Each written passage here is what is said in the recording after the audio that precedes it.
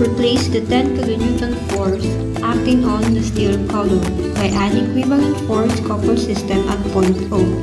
This replacement is frequently done in the design of structures.